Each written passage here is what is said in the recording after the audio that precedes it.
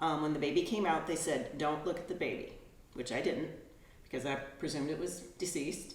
My mother and my parents then told me the baby had died, and as far as I knew, that was it. And then in 2007, my twin sister called me. I believe it was on a Sunday afternoon, and she said the child that you and Elliot had is alive. And I said, what are you talking about? And she's like, the child, you had a girl, she's alive. Melissa Oden was born beating the odds. I'm here today to share my story. It absolutely devastated my life. I'm the survivor of a failed abortion. I now know that that abortion was forced upon my birth mother, and that she spent over 30 years of her life believing that I had died that day at the hospital.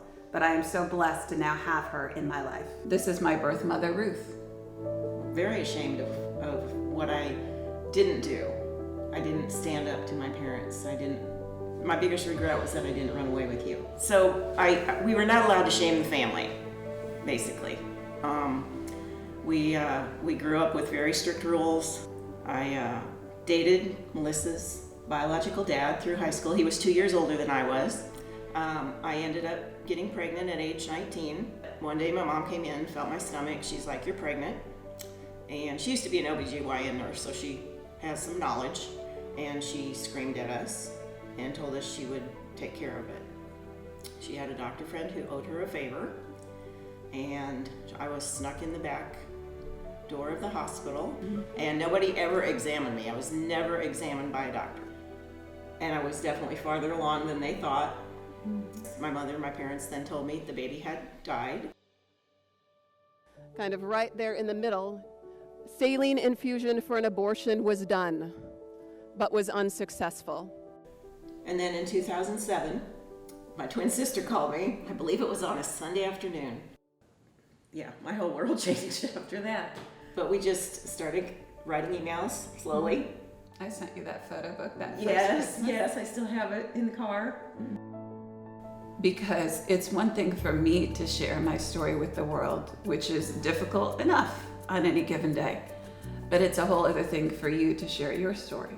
We've even gotten contact with nurses who told you that when you were brought in there, my mom shook her finger at everybody and said, no one is ever to tell my daughter that this baby survived.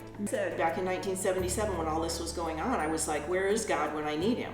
I mean, we were religious people. We went to church every week. You know, my mom sang in choir, or sang solos, and we had to play our instruments in band or in church.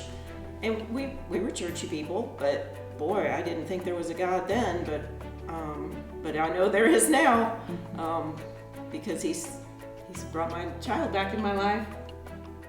If there was anything that could be different about, I wish I didn't have to wait 30 years to find out that you'd survived. I wish I had known, so that we've missed 30 years. That's probably, I wish we'd hadn't had to wait quite so long to find each other. what would you tell someone right now if they're thinking about having an abortion? Or what would you tell them?